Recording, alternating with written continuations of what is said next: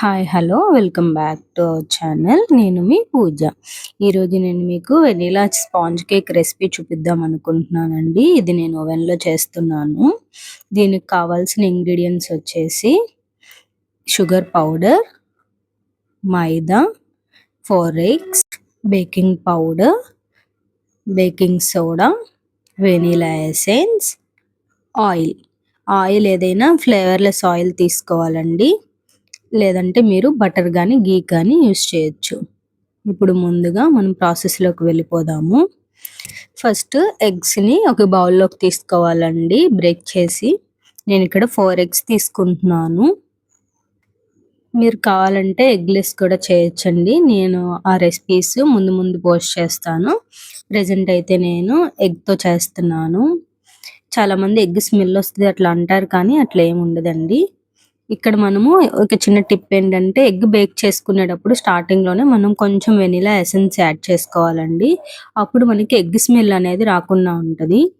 ఇప్పుడు మనం ఎగ్ని బాగా బీట్ చేసుకోవాలండి. ఇప్పుడు చూస్తున్నారు కదా, ఎగ్ ఎల్లో కలర్లో ఉంది. అది లైట్ క్రీమ్ కలర్లోకి వచ్చేంత వరకు కూడా మనం దాన్ని బేక్ చేసుకోవాలి. ఫర్ సపోజ్ ఒక కప్ ఉన్నది అటు ఇటుగా 2-2.5 కప్స్ వరకు అది ఫామ్ అవుతుంది. అంత ఫ్లఫీగా వచ్చే వరకు మనం దాన్ని బీట్ చేస్తూనే ఉండాలి.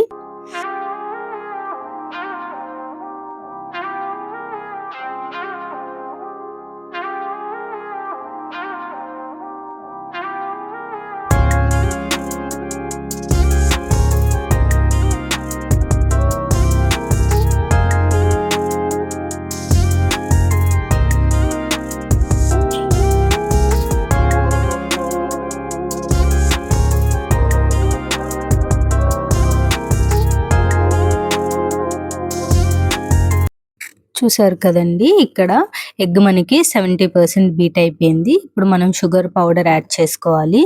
దీన్ని మొత్తం ఒకటేసారి యాడ్ చేయకూడదండి, 3 పార్ట్స్గా యాడ్ చేసుకోవాలి. ఒకటేసారి యాడ్ చేస్తే ఏంటంటే అది ఫోమీ టెక్స్చర్ మొత్తం లిక్విడ్గా అయిపోతుంది. అందుకనే కొంచెం కొంచెంగా యాడ్ చేసుకుంటూ మళ్ళీ మనం దాన్ని బీట్ చేసుకుంటూ ఉండాలి. మనకి light creamy and thick foam లాగా వచ్చే వరకు మనం బీట్ చేసుకోవాలండి. 3 పార్ట్స్గా యాడ్ చేసుకోవాలి. షుగర్ పౌడర్ ఏం లేదండి, నేను జస్ట్ షుగర్ని మిక్సీలో వేసి తిప్పేశాను. మనం షుగర్ పౌడర్ ఎంతైతే తీసుకుంటామో మనం అలానే మైదా పిండి అంతే క్వాంటిటీలో తీసుకోవాలండి. నేను 1 కప్ షుగర్ పౌడర్కి 1 కప్ మైదా తీసుకుంటున్నాను. దీన్ని 3 టైమ్స్గా యాడ్ చేసుకొని మనం బీట్ చేసుకుందాము.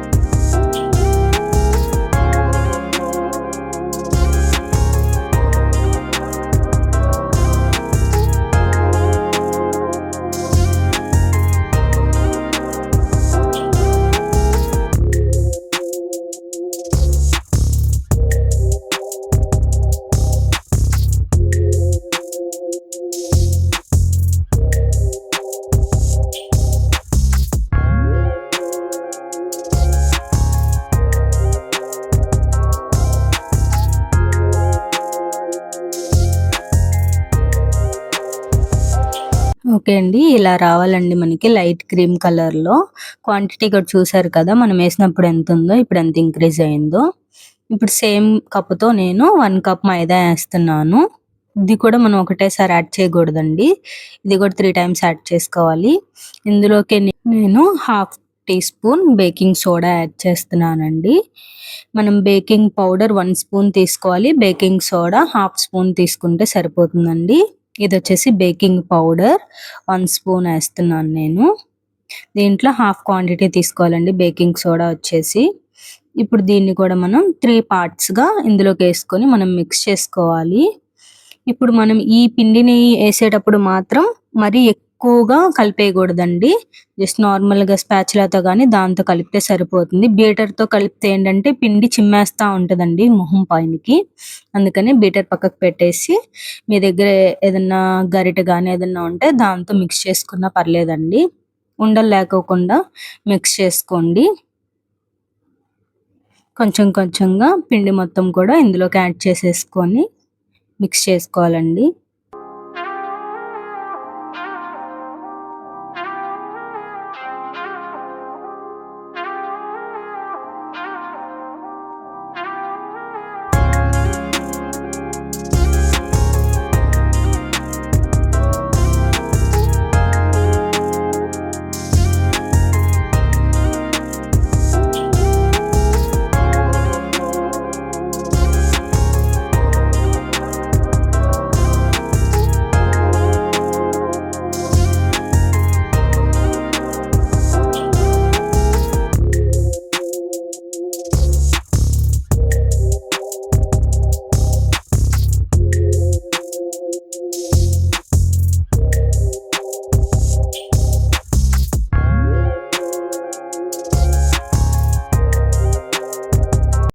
ఇలాగా ఉండలేం లేకుండా మనం బాగా మిక్స్ చేసుకోవాలండి. ఇప్పుడు ఇందులోకి ఆయిల్ యాడ్ చేస్తున్నాను. మనం 1 కప్ పిండికొచ్చేసి పావు కప్పు ఆయిల్ పడతదండి. ఆయిల్ మనము ఫ్లేవర్‌లెస్ ఆయిల్ యూజ్ చేయాలి. లేదంటే మీరు ప్లేస్‌లో ఘీ కానీ, బటర్ గానీ యూజ్ చేసుకోవచ్చు. ఏదైనా గానీ రూమ్ టెంపరేచర్‌లోనే ఉండాలండి మనం కేక్‌కి యూజ్ చేసేవన్నీ కూడా. ఇప్పుడు ఇది కూడా బాగా మిక్స్ చేసుకోండి. ఆయిల్ కూడా మనకి బ్యాటర్‌లో బాగా మిక్స్ అయిపోవాలి. మిక్స్ చేసుకున్న తర్వాత ఒక హాఫ్ టీ స్పూన్ మనం వెనిలా ఎసెన్స్ వేస్తున్నానండి. మనం ఆల్రెడీ ఫస్ట్ యాడ్ చేసామండి కొంచెము ఎగ్ స్మెల్ రాకోకుండా ఎగ్ బీట్ చేసేటప్పుడు. ఇప్పుడు లాస్ట్‌లో ఒక హాఫ్ టీ స్పూన్ యాడ్ చేసుకుంటే సరిపోతుంది. స్మెల్ బావుంటది లాస్ట్‌లో యాడ్ చేస్తే. ఇది కూడా మంచిగా మిక్స్ అయ్యేలాగా మిక్స్ చేసుకోవాలండి. బ్యాటర్‌లో మిక్స్ అయిపోవాలి మొత్తం. మీకిక్కడ బ్యాటర్ కొంచెం థిక్‌గా అనిపిస్తే రూమ్ టెంపరేచర్‌లో ఉన్న కాచి చల్లార్చిన పాలను మీరు యాడ్ చేసుకోవచ్చండి. ఒక 2 స్పూన్స్ అట్లాగా పట్టొచ్చు. నాకైతే ఇక్కడ అన్నీ పర్ఫెక్ట్‌గా సరిపోయినాయండి. అందుకే నేనైతే ఏం యాడ్ చేయట్లేదు. మీకు ఈ బ్యాటర్ ఎప్పుడైనా సరే రిబ్బన్ కన్సిస్టెన్సీలో ఉండాలి. అప్పుడే మనకి కేక్ చాలా సాఫ్ట్‌గా వస్తది. లేదు అంటే కేక్ చాలా గట్టిగా అయిపోతదండి. ఇలా రిబ్బన్ మనకి పైకి గరిటె ఇట్లా లేపితే అది రిబ్బన్ లాగా అట్లా పడితే సరిపోతుందండి. ఇప్పుడు మనకి బ్యాటర్ రెడీ అయిపోయింది. నెక్స్ట్ ఓవెన్‌ని ప్రీహీట్ చేసి పెట్టుకుందాం మనము. ఇక్కడ మనకి కేక్ ఆప్షన్ ఆల్రెడీ అందులోనే ఇచ్చేసారండి. మనం దాన్ని ప్రెస్ చేస్తే దానికి సంబంధించిన టెంపరేచర్ ఎంత పెట్టాలి, టైమర్ ఎంత పెట్టాలి అనేది అది మనకి ఇచ్చేస్తదండి. దాన్ని నేను 10 మినిట్స్ ప్రీహీట్ పెడుతున్నానండి. ఇది ఆన్ బటన్ ప్రెస్ చేయగానే ప్రీహీట్ ఆన్ అయిపోయింది. ఇప్పుడు మనము మీరు ఏ బౌల్‌లో అయితే కేక్ బేక్ చేయాలి అనుకుంటున్నారో దానికి ఆయిల్ గ్రీస్ చేసుకొని, బటర్ పేపర్ ప్లేస్ చేసుకొని మీ బ్యాటర్‌ని అందులో ప్లేస్ చేయండి. నేను సేమ్ బ్యాటర్‌తో కప్ కేక్స్ కూడా చేద్దాం అనుకుంటున్నాను. అందుకనే నేను కప్ కేక్ మౌల్డ్స్ పెట్టేసి అందులో బ్యాటర్ ఏస్తున్నాను. ఇందులో మనం కేక్ బ్యాటర్ ఏంటంటే హాఫే ఎయ్యాలండి. అది పొంగుతది కప్ కేక్స్‌కొచ్చేసి. అందుకని హాఫే ఏసుకోవాలి. కప్ కేక్స్ వచ్చేసి మనకి 15 మినిట్స్‌లో బేక్ అయిపోతాయండి. కేక్ వచ్చేసి మనకి 30-40 మినిట్స్ పడుతుంది.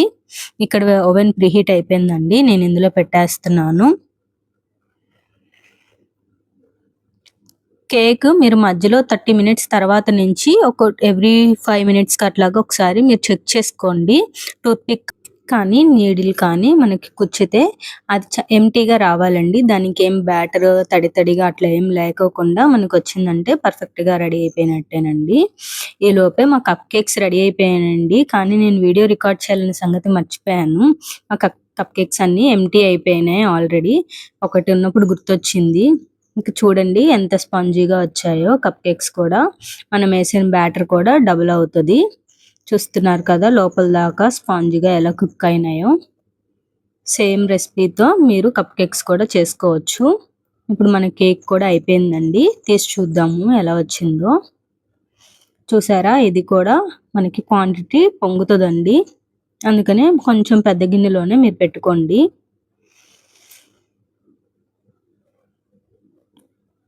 దీనికి కూడా చూడండి నేను నీడిల్ కుచ్చి చూపిస్తున్నాను. ఇలా కుచ్చినప్పుడు అక్కడ ఏమీ లేకోకుండా ప్లెయిన్‌గా వస్తే మీకు బేక్ అయినట్టు.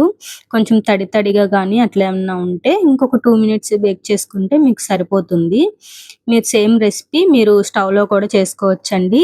సిమ్‌లో పెట్టేసి మొత్తం సిమ్‌లోనే ఉంచాలండి. మీడియం కూడా పెట్టకూడదు. సిమ్‌లో పెట్టేసేసి 30-35 మినిట్స్ మీకు బేక్ చేసుకుంటే కేక్ రెడీ అయిపోతుంది.